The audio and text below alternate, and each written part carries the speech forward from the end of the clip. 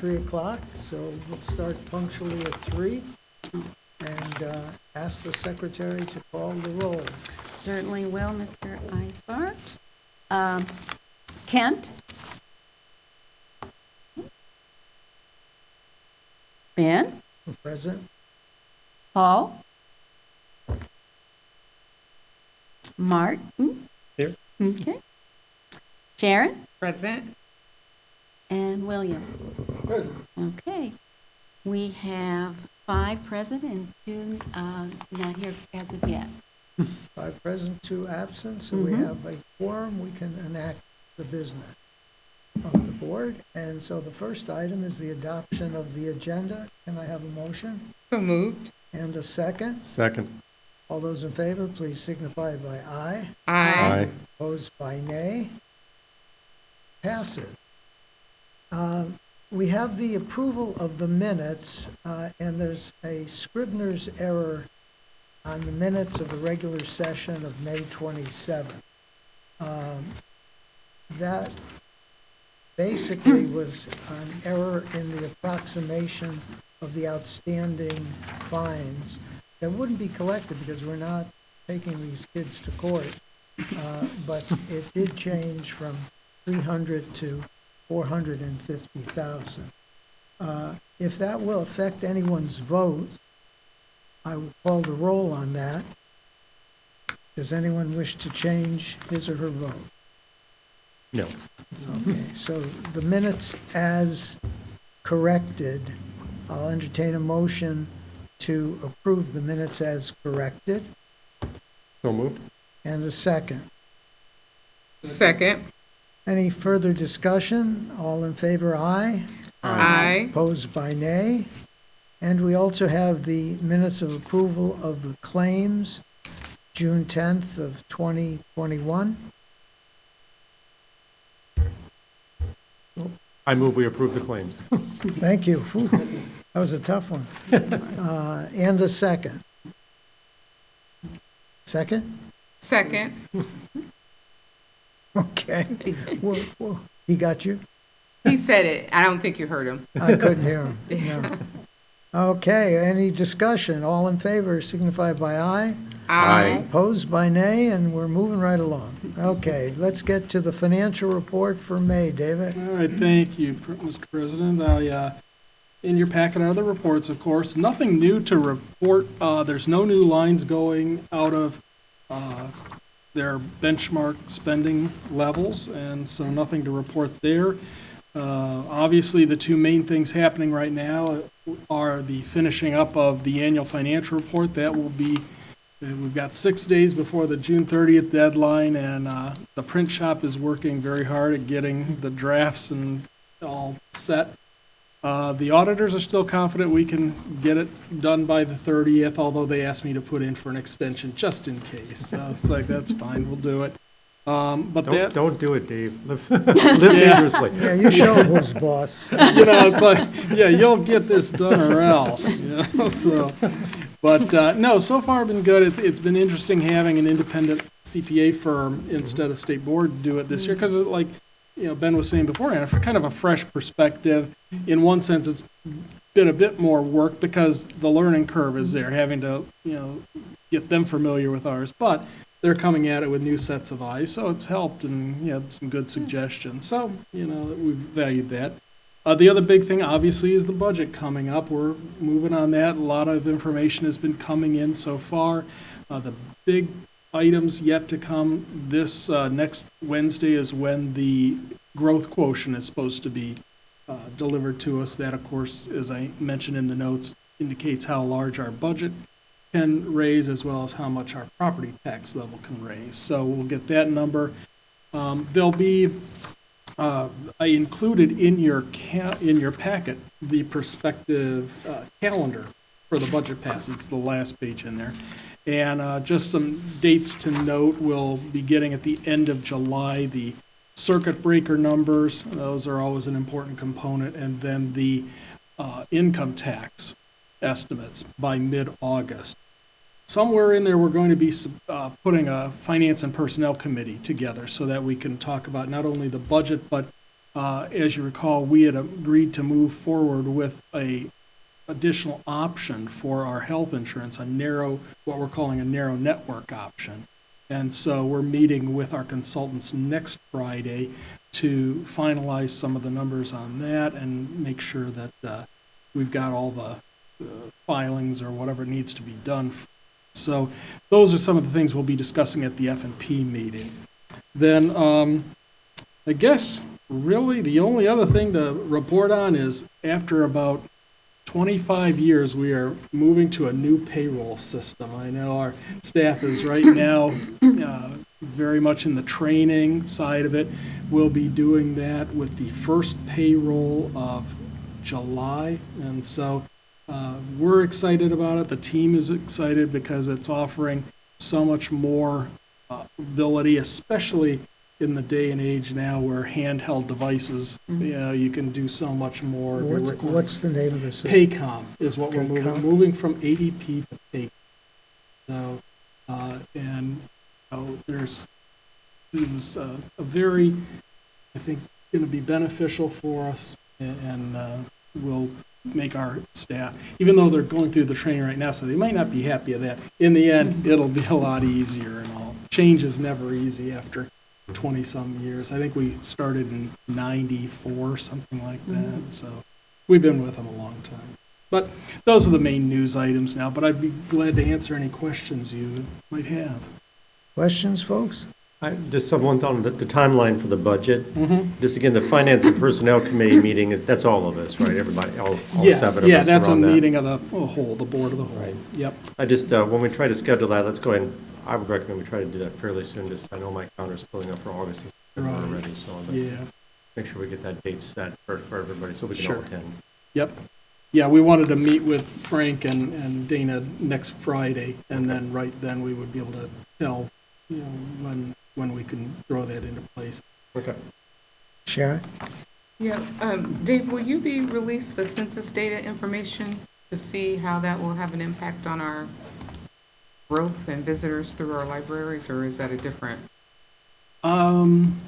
I don't necessarily, I use that for the annual financial report census, and I know when Denise and I talked about it this year, the level that we needed at the township level and things like that wasn't available yet. We have the broad items, and of course, things like the population and, the shifts, we'll have to take that into account next year with the, income tax distributions, but that's what DLGF, that's why it's so important to get those estimates from them, because they're the ones that probably have better information than we would have at this level.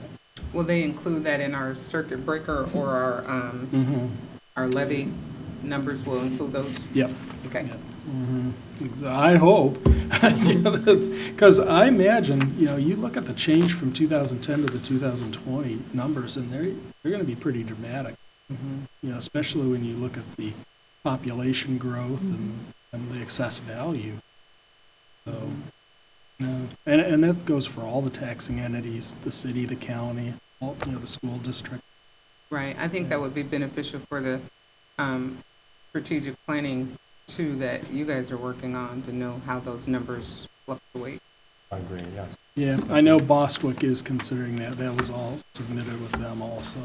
Thank you. Yeah, all those trends where people and the growth are happening. It's critical to that analysis. Any other questions or comments? Can I have a motion then to approve the financial report as presented? So move. Thank you. Any discussion? All in favor, please signify by aye. Aye. Opposed by nay. Now, let's get to the claims. Yep, those are the claim, I'm starting around the claims for today. Not a huge amount, 348,000. The highest claim, of course, is Indiana and Michigan Power Company, but materials are also in there, and then bills for CMA, the construction group for the Roland Center, finishing that up. Those are getting smaller now because they're getting pretty completed with. Any questions on the claim? It's coming around for signature, but any questions? Okay, I'll entertain a motion that we approve the claims as presented. So move. Okay, Jim, you got that one. Second. Sharon gets it. Any discussion? All in favor, aye. Aye. Opposed, nay. Thank you very much. Now we're to the substantive part of the agenda. Presentation on the Little Turtle Branch.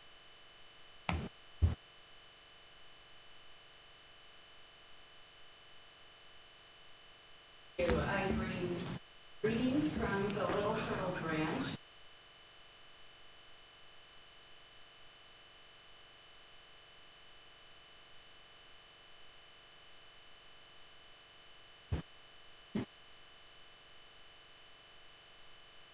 So, community is offerings that we have available this summer.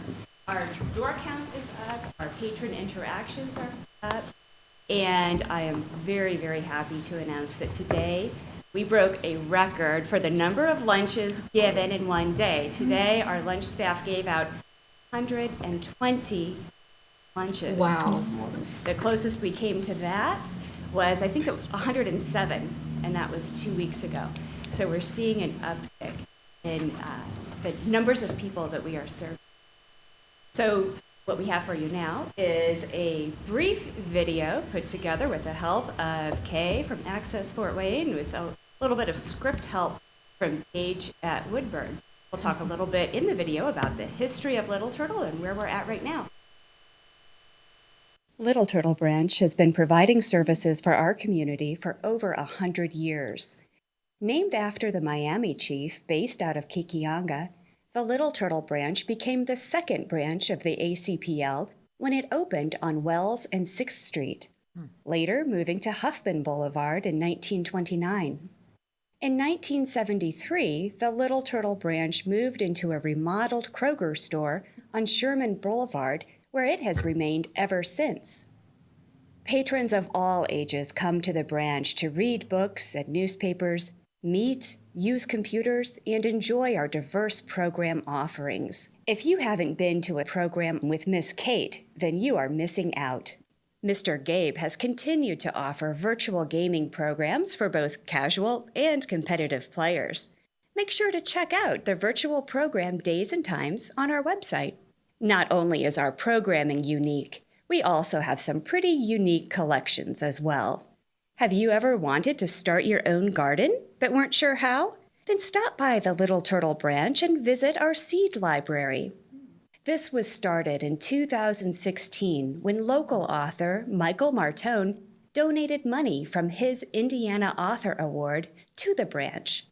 The goal of the seed library is to provide heirloom seeds that will thrive in our area. If you're a gardener who can donate seeds from plants that you have grown, then we invite you to contribute to this community-run seed library.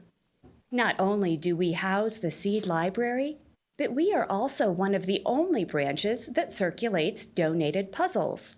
With nearly 150 puzzles in the collection, we also work with ACPL's Library at Home staff to provide puzzles to people who can't get to the library. This is a collection that has been building for over 25 years and has shown no sign of slowing. Pretty soon, you won't be able to think of the Little Turtle Branch without thinking about the exciting new collection of Library of Things. This collection made its debut on June 1st, and some of the items include crochet hooks, a weaving loom, a portable Bluetooth projector, acoustic and electric guitars, and much more. Now, you can finally teach yourself those great Guns N' Roses riffs and impress everyone in the neighborhood. The Little Turtle team is invested in ACPL's mission and is passionate about connecting our community with the vast resources available to them. From the simple act of helping someone use the copier to helping someone navigate a complicated job application, we know that small acts can make a big impact in the lives of the people we serve.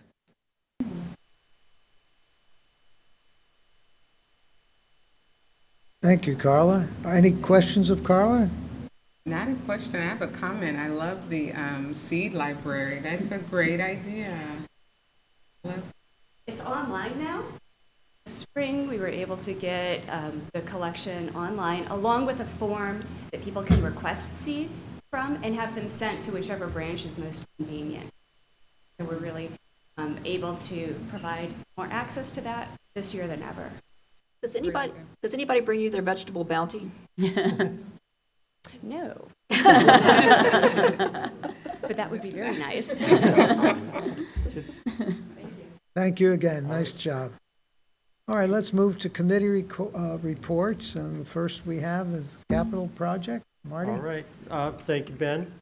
Just report for the whole board and for the community that our committee did meet with Susan Tuesday morning, just to kind of go over where we are with the project, with the focus groups that have been going out, the surveys that have been going out to the public, or not to the public, to the staff.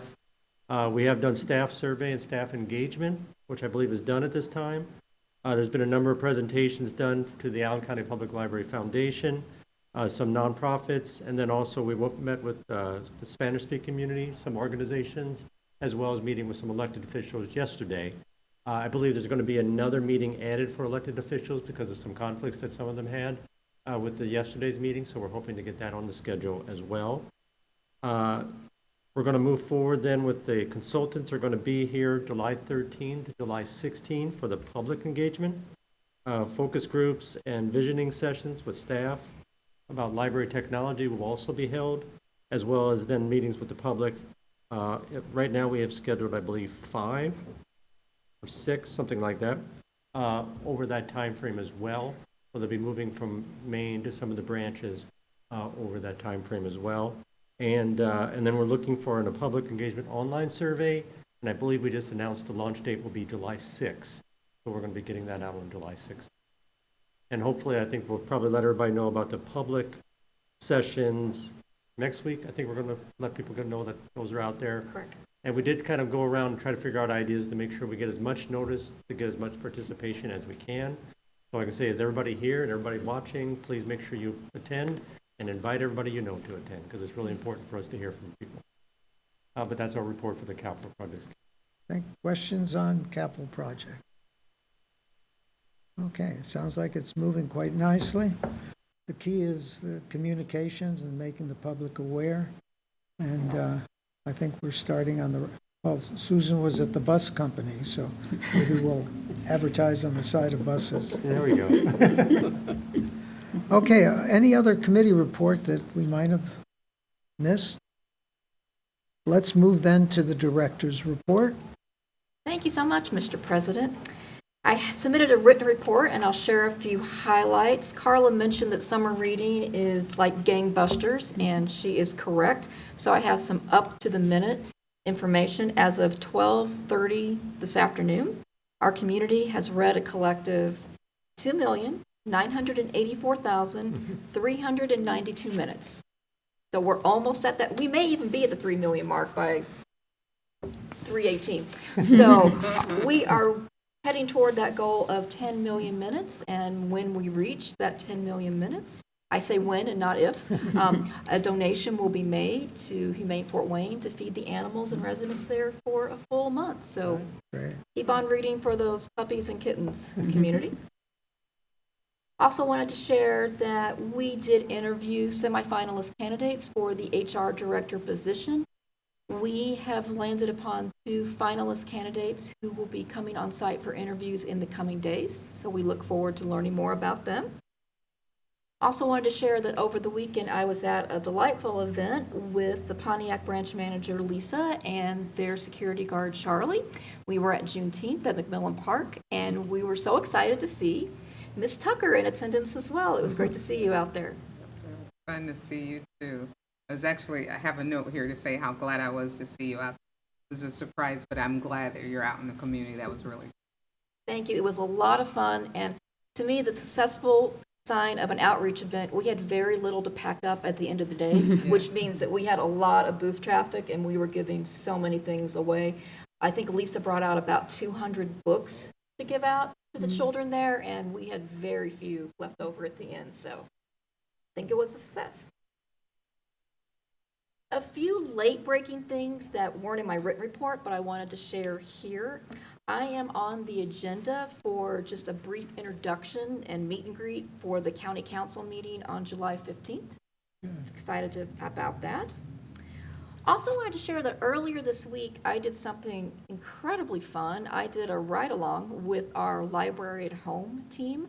So I hopped on the delivery van with Jonathan, and we went to several assisted living facilities, and we also stopped by some patrons' homes to deliver the reading materials, and just what a lift. I think I may need to incorporate that as part of my regular schedule, just for my own mental health, because it was just a wonderful, wonderful experience. And to a person, every patron said, I don't know what I'd do without you. Because these are folks who probably wouldn't be able to get to the library on a regular basis, and reading and books are just a huge part of their life. So I actually want to invite the Library at Home crew to speak at a future board meeting, because I think you'd be really interested in the work they do. Wonderful. Also wanted to share that the public is invited to a reception tonight in our Curl Gallery from 5 to 7 in honor of Tara Brantley, the new CEO of the Urban League, and for Judge Lori Morgan. Great. Any late breaking news? This is about as up to the minute as I can Up get. to the Yes. minute, okay. Any questions, comments? Well, let's revisit Fresh Start on an update. Yes. Again, late breaking news. I put on your place settings some up to the minute stats. So one of our goals for Fresh Start was to get youth back in the building and checking out materials. We are definitely seeing that. I don't think Fresh Start is the only factor for that. I think it's a confluence of many things, but Fresh Start is definitely an important factor in it. You can see the difference between January 2021 and June, not even the complete month, June as of June 21st, that we're seeing a significant amount of youth users, and of items loaned. So far in June, we've had 2,425 youth in the library to check out materials, and we've loaned over 23,000 items. And something I am really excited about is the really dramatic increase in youth card holders we've experienced over the past month. And that significant increase is largely due to our partnership with the Fort Wayne Community Schools. But as you can see, within about a month, we have gained over 1,000 new youth card holders. I did check with our circulation department, and they said an average month we would get approximately 250 new youth card holders. So we are definitely seeing an increase in summer reading in our school partnerships. And I believe also Fresh Start. Those are all to thank. Is the sign up on site or must they come here? For library cards, Yeah, they can do it at home or they can come here. And then we had a special program where we were able to sign up several hundred Fort Wayne Community School students at once. great. Questions, comments? Any items of new business that should come before the body? Any old business should come before new business, but there's no business. Okay, we're open now for public comment. Is the public here? Doesn't look like the public's here. Well, with that, I'll entertain a motion that we adjourn. So move. Second, we are adjourned. Thank you. There is peace in the valley. Peace and love.